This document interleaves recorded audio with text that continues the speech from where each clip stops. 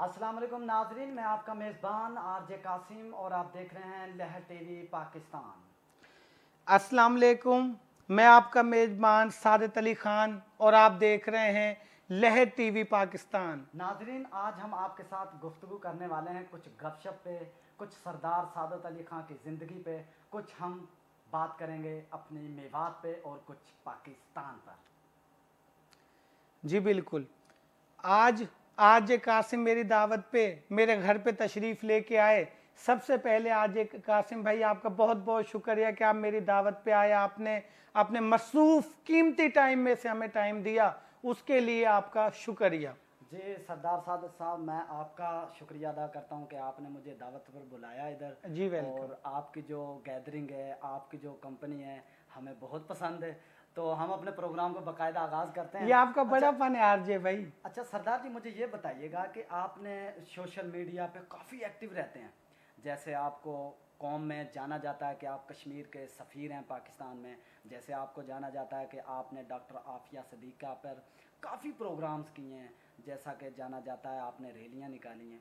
इनकी क्या वजूहात थी, ये कब से आपने स्टार्ट किया और ये जज्बा पाकिस्तान के लिए, कौम के लिए कैसे आपके दिल में आया? जी बिल्कुल। आज भाई सबसे पहले मैं आपका फिर एक दफ़ा शुक्रिया अदा करूँगा कि आप मेरी दावत पे तशरीफ़ लेके आए। और यकीन माने बात शुरू करने से पहले मैं ये कहना चाहूँगा कि ये जोश जज्बा आपके अंदर भी कूट कूट के भरा हुआ है। आप जो हैं वो नौजवान नस्ल के लिए रोल मॉडल हैं। और जहाँ तक अब आपने मुझसे पूछा है तो मैं आपको ये बात बता दूँ कि शुरू दिन से, पहले दिन से जब मैंने होश संभाला, पहले दिन से ये मुसलमानों के लिए जोशो जज्बा, हमारी पाकिस्तानी कौम के लिए जज्बा, कुछ कर दिखाने की लगन मेरे दिल के अंदर थी। जब मैं देखता हूं कि ये देखें जो कश्मीरी भाई हैं किस तरीके से उनके साथ जुल्म सितम किया जा रहा है। डॉक्टर आफिया सदीकी जिसने कोई कसूर भी नहीं किया आरजे भाई, उसको 86 साल कैद की सजा सुना दी। आप खुद बताएं, क्या मुसलमान एक जिस्म की तरह नहीं? और अगर जिस्म की तरह हैं तो जब एक मुसलमान को तकलीफ होती है तो हमें क्यों तकलीफ नहीं होगी? क्यों हमारा दिल नहीं तड़पेगा?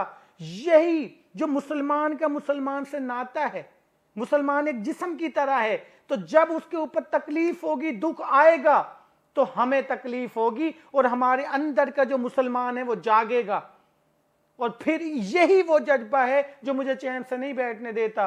कभी हम कश्मीरी भाइयों के लिए आवाज बुलंद करते हैं, कभी बर्मा के मुसलमानों के लिए करते हैं, कभी अपनी बहन डॉक्टर आफिया सदीकी के लिए करते हैं। क्यों? क्योंकि हम सब मुसलमान हैं और हमारा आपस में रिश्ता मुसलमान का है, भाई भाई का रिश्ता है। तो जब एक भाई को तकलीफ होती है तो हमारा खून खोलता है आरजे भाई। इसीलिए ये जोश जज्बा जो है वो कम नहीं हो रहा कि उनके ऊपर मुसलसल कश्मीरियों के ऊपर जुल्म सितम हो रहा है। बर्मा में हो रहा है, अफगानिस्तान में हो रहा है, इराक में हो रहा है, शाम में हो रहा है, लीबिया के अंदर हो रहा है। तो किस तरीके से हम चैन से बैठ जाएं? इंशाल्लाह नहीं बैठेंगे। जी बिल्कुल, आपके जज्बा को मैं सलाम करता हूँ, बल्कि पूरी कौम सलाम करती है आपको। आरजे भाई मैं आपकी बात का हट रहा हूँ, लेकिन एक सवाल मैं भी आपसे पूछना चाहता हूँ। जी बिल्कुल, गपशप है आज तो। जी जी, ना इंटरव्यू नहीं है, ये बिल्कुल एक जनरल सी गपशप है।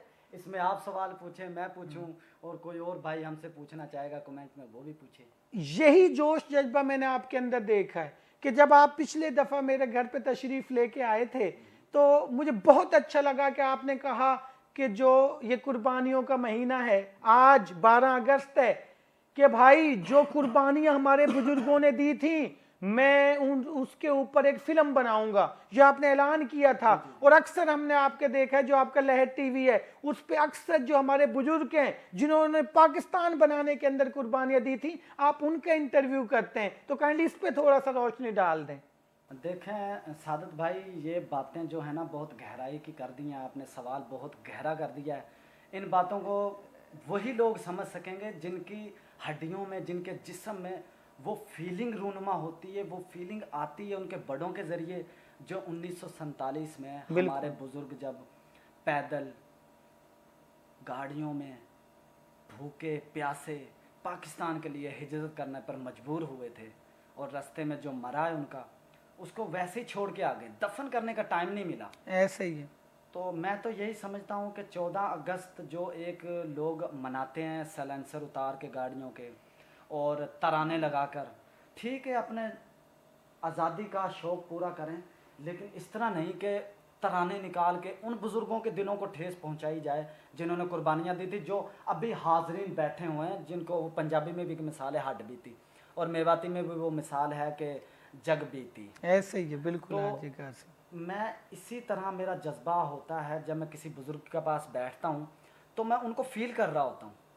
جب وہ باتیں بتاتے ہیں نا تو میں اس دور میں چلا جاتا ہوں. شاید میرے بڑے بزرگوں نے مجھے یہ چیزیں بتائی تھی، ان کے ذریعے مجھ میں یہ باتیں، شارٹ کٹ میں آپ کو بتانا یہی چاہوں گا کہ وہ باتیں میں محسوس کر سکتا ہوں. بالکل. اور یقین کریں جب بندہ وہ باتیں محسوس کرتا ہے نا تو کوئی یہ نہیں کہے گا ابھی یار بزرگ یہی باتیں کرتے رہتے ہیں، بھی ہم ایسے آئے، ہمارا ایسے نظام تھا. کچھ لوگ ہیں بالکل جو یہ باتیں کرتے ہیں کہ یہ کیا یار یہ بزرگوں کے پاس جاتے رہتے ہیں اور بزرگوں سے باتیں کرتے رہتے ہیں. جی جی. لیکن ان کو نہیں پتا کہ جب آپ بزرگوں کی صحبت میں بیٹھتے ہیں نا تو وہ تجربات آپ کے اندر آتے ہیں جن کا ہم نے تصور نہیں کیا تھا، جن کو ہم پی ایچ ڈی کرنے کے باوجود حاصل نہیں کر سکتے. وہ تجربے ہم بزرگوں کے پاس بیٹھ کے لے سکتے ہیں. بالکل. یہ ماشاءاللہ آپ نے یہ دیکھیں کہ کتنی اچھی بات آج قاسم نے کی ہے کہ جو تجربہ ہمیں ایک جوان لڑکے کے ساتھ نہیں مل سکتا وہ ان بزرگوں سے ملے گا جنہوں نے پاکستان بنانے کے لیے قربانیاں دی ہیں. آپ کے جذبے کو حاجی قاسم ہمارا سلام ہے، بلکہ سب لوگ اس جذبے کو سلام کرتے ہیں. کاش میرے ملک کے سب نوجوانوں کا جو جوش و جذبہ ہے وہ حاجی قاسم جیسا ہو جائے. یہ آپ کی محبت ہے سردار صاحب. اب آپ مجھے یہ بتائیے گا کہ جو ہماری میواتی قوم ہے، آپ بھی میواتی ہیں، میں بھی میواتی ہوں. جی جی بالکل الحمدللہ. بالکل فخر ہے. آپ کیا کچھ نہیں ہوتا کر لیں گے. سردار بھائی آپ یہ بتائیے گا، آپ بھی میواتی ہیں، میں بھی میواتی ہوں، ہماری قوم میں آج 14 اگست پہ کیا جوش و جذبہ آپ نے دیکھا ہے؟ یہ جذبہ غلط ڈائریکشن دے رہا ہے ہمارے نوجوان کو یا بالکل صحیح ڈائریکشن ہے؟ دیکھیں حاجی قاسم بھائی، ایک بات میں اپنی ساری قوم کو بتا دوں، اسپیشلی میو قوم کو، کہ جب ہجرت ہوئی تھی 1947 کے اندر تو سب لوگوں نے جو ہے وہ قربانیاں دے کے پاکستان میں آئے تھے. لیکن یہ بات میں فخریہ کے بتانا چاہتا ہوں کہ سب سے زیادہ نوجوان، سب سے زیادہ بزرگ، سب سے زیادہ بچے جنہوں نے ہجرت کی تھی وہ میو برادری کے تھے. وہ میوات سے تھے، وہ میوات سے تھے. جب وہ ہجرت کر کے یہاں پہ آئے تو سب سے زیادہ قربانیاں بھی اس میو برادری نے دی ہیں. ہم ان قربانیوں کو کیسے بھلا سکتے ہیں؟